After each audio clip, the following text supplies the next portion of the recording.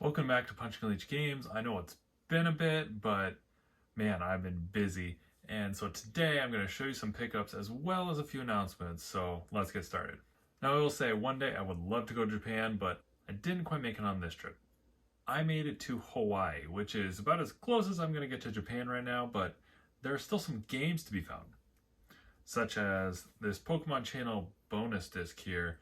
So we didn't get this in the States as far as I know, which is kind of an expansion pack for the Pokemon Channel game.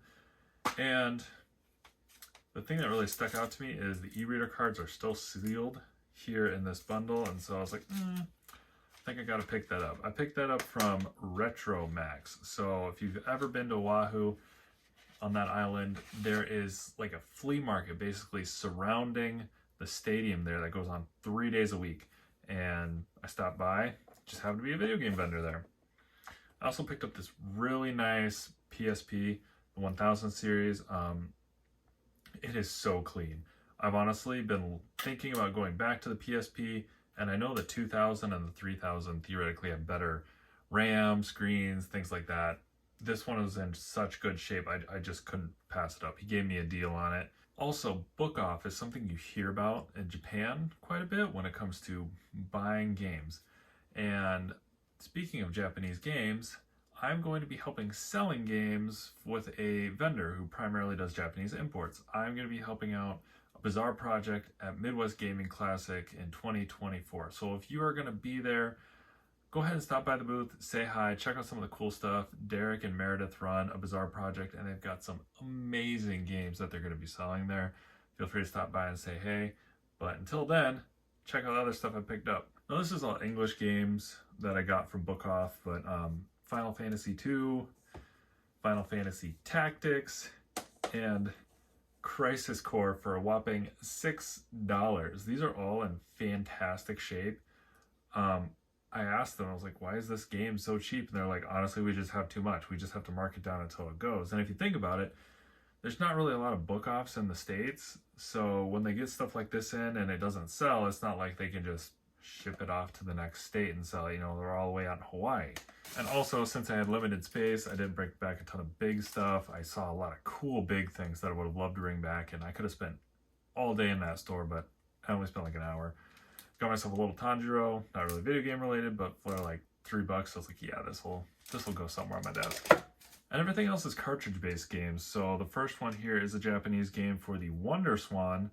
I believe this is Ghosts and Goblins, the Wonder Swan version. Only there for $29 US. Same deal. I was like, what's the deal? Why is it so cheap? It just wasn't moving, so they just kept having to mark it down so somebody bought it. Along with other cartridges here, a copy of Pokemon Red for just $9 there. Again, these are just Japanese cartridges.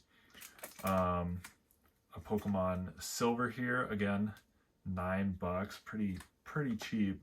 I would love to find a green, but it wasn't in the cards for me. Klonoa 2 for the GBA. Again, everything there. They just have bins and bins of cartridges.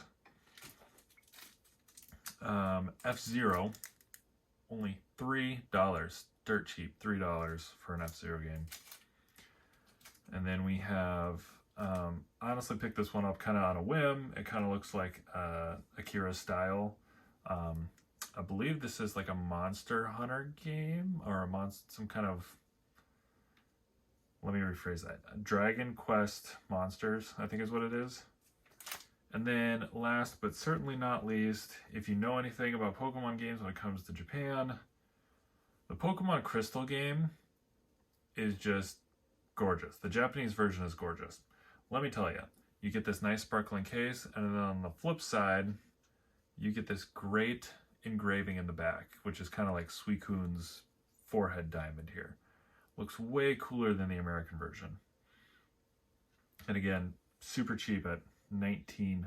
So yeah, that was my stack that I grabbed in Hawaii of all places. So next time you're traveling there, or if you ever schedule a trip there, look for a closest Book Off. I searched incorrectly for video game stores at first, and all I found were GameStops. So you need to search for your used bookstores and find Book Off. There's 2 of them in Oahu. And other than that, check out Retro Max at the Aloha Swap Meet. And yeah, deals to be found wherever you may go. And again, I hope you stop by and see me at Midwest Gaming Classic coming up beginning of April.